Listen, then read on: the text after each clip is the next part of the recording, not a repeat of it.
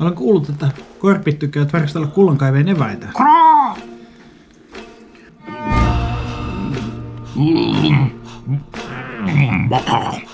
Korpit eivät ole meidän maailmasta. No niin, uusi aamu. Tai uusi aamu kuin ensimmäinen aamu.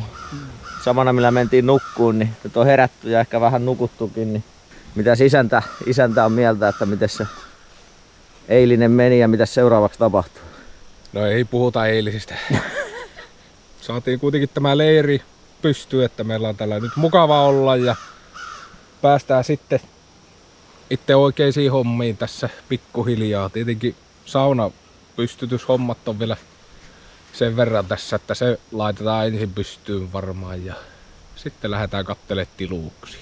Tänään varmaan kuitenkin tarkoitus olisi, että päästäisiin hyvissä ajoin kuitenkin saunomaan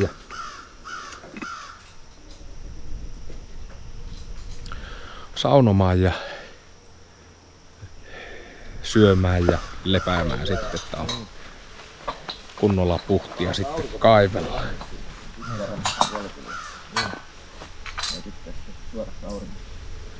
Kyllä se otaa rakon. Keli paranee. Mitäs tässä nyt tehdään?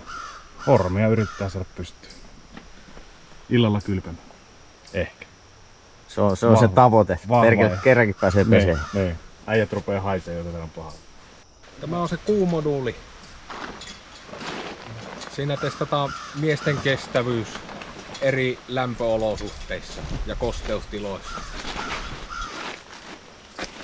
Kun nehän oli ne Mars-tutkijat, ne oli siellä vuoden siellä, niin tää on samanlainen. Joo. Niin jo. Lähdetään vetämään tommonen pieni kävelylenkki tässä. Katsele vaan Jannen tiluksia, missä pitäisi sitten työskennellä. Kyllä tässä on aikomus vaskatakin jotain. Joo. Kun katsoo tuota kalliota, mikä tuolla on, niin on varmaan vesi, mikä on tullut. Se on ollut tuota laitaa törmännyt tuohon kallioon ja kääntynyt tähän, koska tähän on työtynyt semmoinen pyöriä. Hyvin tyypillisesti aina kun tulee uusia kaivajia meidän mukaan, niin esitellään yleensä se alue ja selitetään paikallinen geologia, koska meitä aina kiinnostaa kauheasti kuulla uusia näkemyksiä, koska tämmöiset uudet tyypit, niillä on monesti vähän niin kuin uudenlainen perspektiivi näihin asioihin ja sieltä voi joskus tulla todella mielenkiintoisia vaihtoehtoisia teorioita siitä, miten kalliot on ehkä kulunut tai mihin se kulta ehkä heidän mielestään on voinut kulkeutua ja näitä asioita yleensä kuunnellaan kyllä sitten mielenkiinnolla.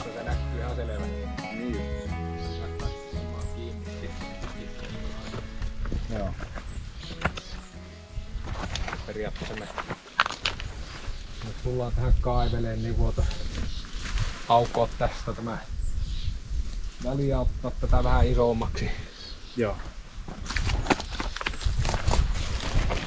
Mutta ei tässä tarvinnut edes syvälle kaivaa, kun alkoi tulla kultaa.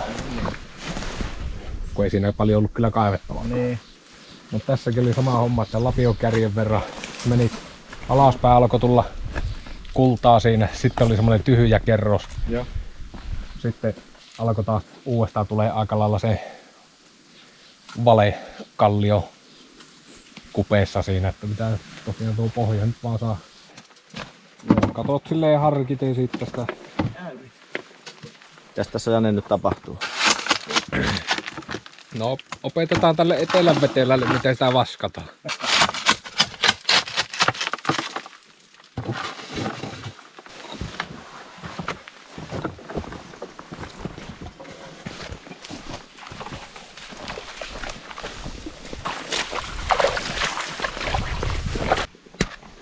Laitetaan vähän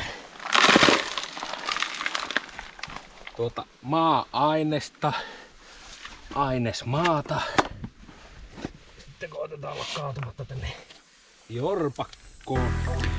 Paikallisen tietämyksen lisäksi tietenkin opetamme nämä uudet tulokkaat usein myös vaskaamaan.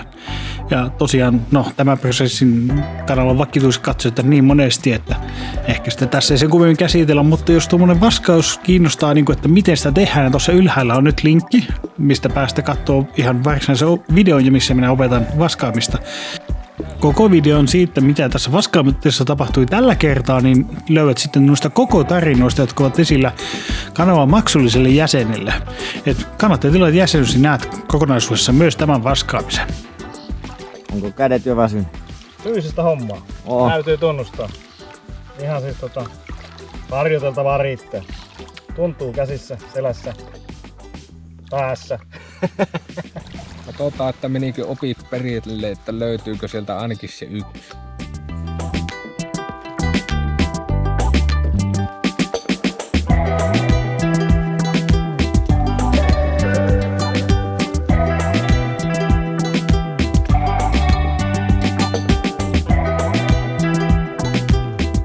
Ja kyllähän ne opit perille meni. Kyllähän sieltä pieni kultahituinen löytyi.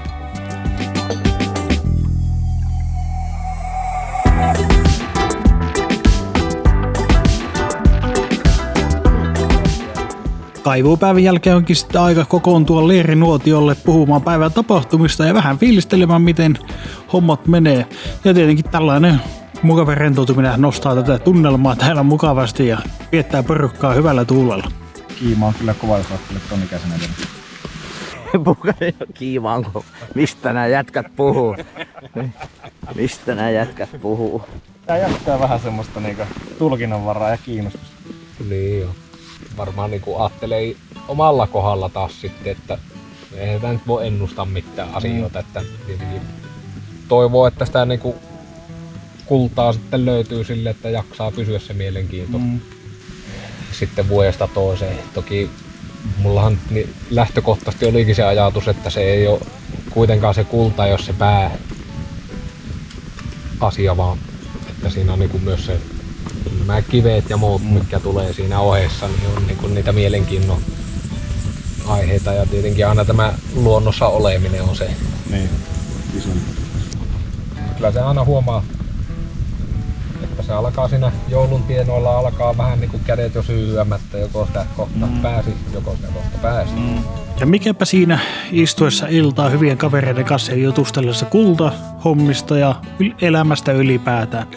Tämä on sitä todellista nautinnollista osaa oikeastaan kullahuudonnasta, niin kuin Janne tuossa taisi vähän jo mainitakin. No niin, hyvää iltaa. Tässä kävi semmonen juttu, kerron teille salaisesti. Kun palattiin tuolta Jannen valtauksilta takaisin leiriin, niin täällä meidän perusleirissä oli tapahtunut jotain outoa. Joo, tulepa tänne näin.